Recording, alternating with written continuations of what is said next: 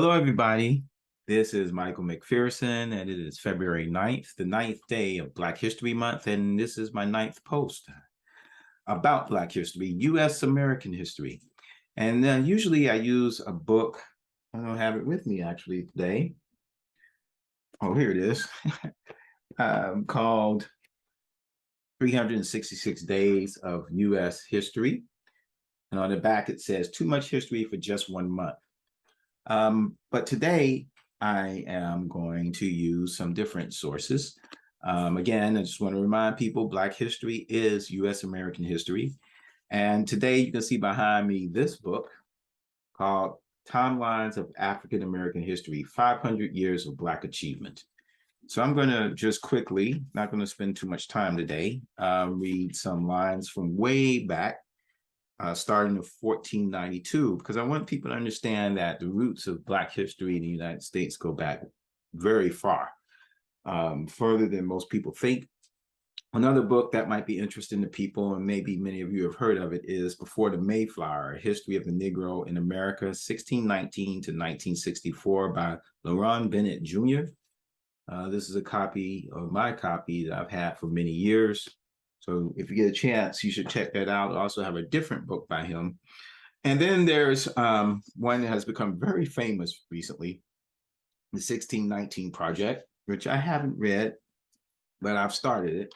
And I will be talking about this, not this month, next month, and I won't be posting every day, but I will talk about this book. And if you haven't had a chance to listen to the 1619 Project from the New York Times, which I did listen to that and I learned quite a bit, you should do that. And then I have not seen, I think, what is it on Netflix, 1619 Project, but I will look at that soon.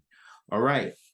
So real quick, starting with 1492, exploration. Pedro Alonso Nino, a Black man, serves in Christopher Columbus's ship on the first Spanish voyage to the New World. Sailors of African ancestry are members of all the major Spanish expeditions to the Americas, including those of Balboa, Ponce de Leon, Cortez, Pizarro, and Menendez. And of course, you know, people call it the New World. That's not really good language because there were people here already. The world wasn't new to them.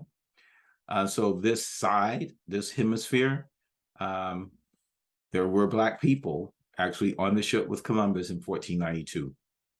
I don't know if that's something to be proud of, but it is a fact that Black people have been here a long time. 1513, exploration. 30 Black men in Balboa's expedition helped construct the first road across the Isthmus of Panama. 1526, politics and civil rights. Spanish explorers bring the first Africans into what is now the United States, imported into the Carolinas as slaves or as enslaved people to build a Spanish fortress. The Blacks escaped to Native American communities further inland.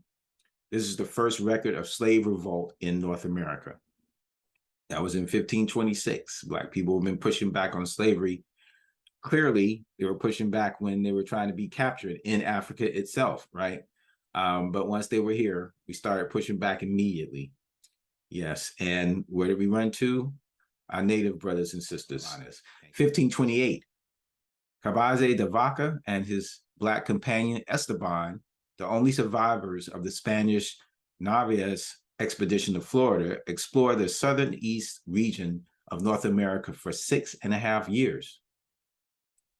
1538, the Black explorer Esteban helped search for the 7 cities of Cibola. I don't know if I'm saying that right. He travels in territory that is now Arizona and New Mexico. And in 1565, under exploration, African craftspeople and farmers are among the Spanish settlers who established the city of St. Augustine, Florida. Okay, that's it. Thank you for listening in.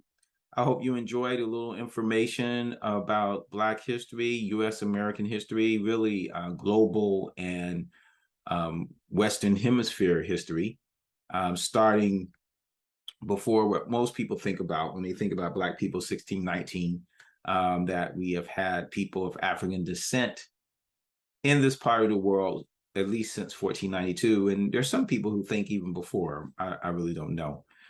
So this is good information for you to know. And I hope you enjoyed it.